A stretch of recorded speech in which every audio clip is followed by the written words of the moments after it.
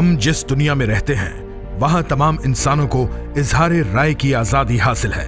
اور ان کو اس بات کا حق حاصل ہے کہ وہ سرزنش اور آزاد رسانی کے خوف سے آزاد ہو کر اپنی رائے اور خیالات کا اظہار کر سکیں۔ کلاسیکی یونانی دور میں سقراط آزادی اظہار کا پہلا شہید قرار پایا، پھر وقتاً فوقتاً کبھی جنگوں میں، کبھی بغاوتوں کے دوران اور کبھی انسانی نسل کشی میں ملوث طاقتور ظالموں کے ہاتھوں آزادی اظہار کو شدید نقصان پہنچا۔ اقوام متحدہ کے 1948 کے اعلامیے کے آرٹیکل 19 کے مطابق ہر شخص کو آزادی رائے اور اظہار رائے کا حق حاصل ہے۔ آج 21ویں صدی میں جہاں 24 گھنٹے سماجی رابطوں نے انسانوں کو جوڑا ہوا ہے، مقبوضہ جموں و کشمیر کی عوام بھارتی غاصبانہ محاصرے میں ہے اور ان کے اظہار رائے پر قفل ڈال دیے گئے ہیں۔ مقبوضہ جموں کشمیر کے جو حالات ہیں وہ آپ سمجھیں کہ وہ کسی اور ہی پلانٹ کے اوپر ہیں۔ ان کو ہیومن کنسیڈر کرنا تو بہت دور کی بات ہے ہندوستان کے لیے، جانوروں سے بھی بدتر ان کو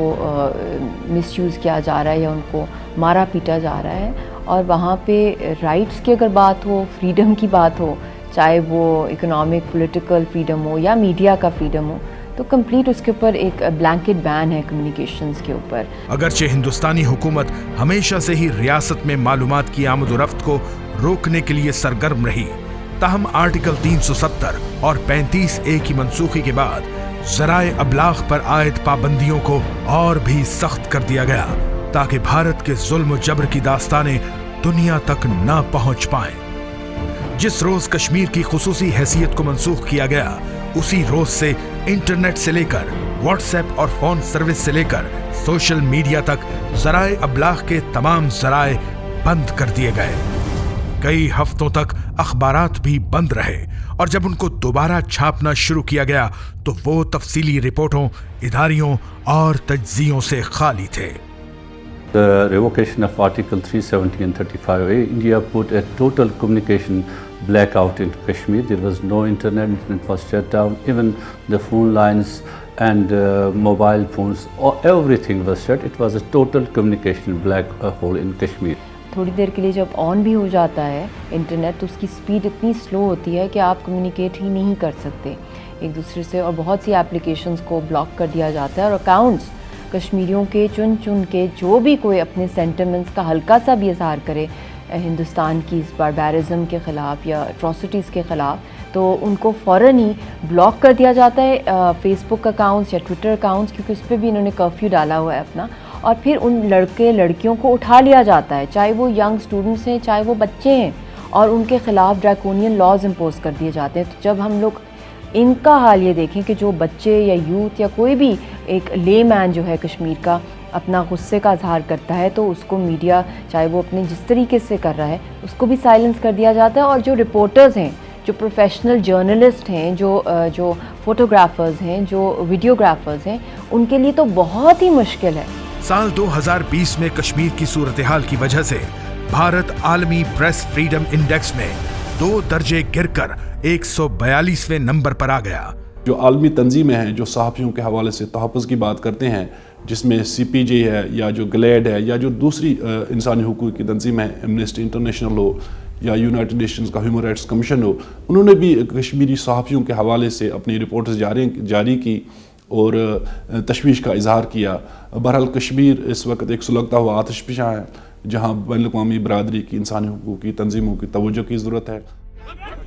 ذرائع ابلاغ بندش کے پیش نظر کشمیری صحافیوں کے لیے نہ صرف وہاں کے معاملات پر رپورٹ کرنا ناممکن ہو گیا ہے، بلکہ انہیں ہر وقت ہراسگی،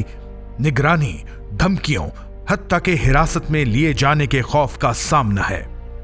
5 اگست 2020 کو ریاست جموں کشمیر میں میڈیا کی بندش کے بعد بہت سے صحافیوں نے بتایا کہ انہیں ہندوستانی حکومت کی جانب سے قائم کردہ نام نہاد سہولت مراکز سے رپورٹ کرنے پر مجبور کیا گیا تاکہ ان کی بنائی ہوئی میڈیا رپورٹس کو سینسر کیا جا سکے۔ The government of India then issued as advisory to the journalists that they have to,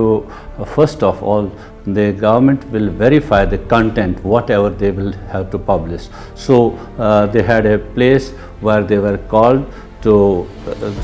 book their stories, and those stories were firstly verified by the government officials, the intelligence officials, so that the international world should not know about what is happening in Kashmir. सिर्फ उन्हीं रिपोर्टों को अवाम और दुनिया के लिए जारी किया जाता जिनकी मंजूरी हिंदुस्तान की हुकूमत ने दी होती।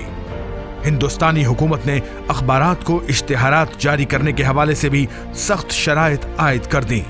Directorate of information and publication relations DIPR को खबरों की जांच का टास्क दिया गया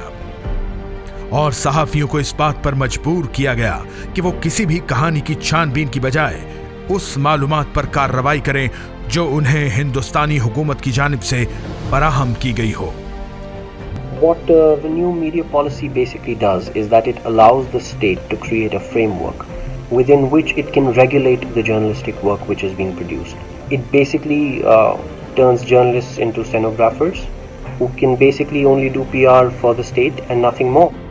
जो हमारे लीडिंग वहाँ पे जितने भी अखबार थे, चाहे वो ग्रेटर कश्मीर है, राइजिंग कश्मीर है और डिफरेंट और भी अखबारात हैं उर्दू के, इंग्लिश के, उन सबको बंद कर दिया गया था और सिर्फ उन्हीं को अलाउ किया गया था जो कि अपनी इंडिया का जो झूठा प्रोपेगेंडा या नैरेटिव है उसके एड्स लगाए जाएं।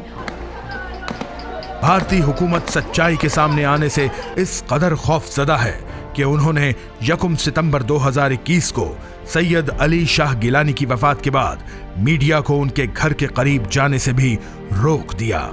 उन्हें इस बात की भी इजाजत नहीं दी गई कि भारतीय सिक्योरिटी फोर्सेस की भारी नफरी के बारे में रिपोर्ट करें। सेनेटर हेराम वॉरेन जॉनसन की राय में सच जंग का सबसे बड़ा शिकार है। आज जब हिंदुस्तानी हुकूमत दुनिया की सबसे बड़ी जमहूरियत होने की दावेदार है, कश्मीरी अवाम आजादी की जंग लड़ रहे हैं जिसमें सच पर गासिब की कदगन बहुत वाज़े है और इसका सबसे बड़ा सबूत ज़राए इब्लाग पर लगी पाबंदियां हैं।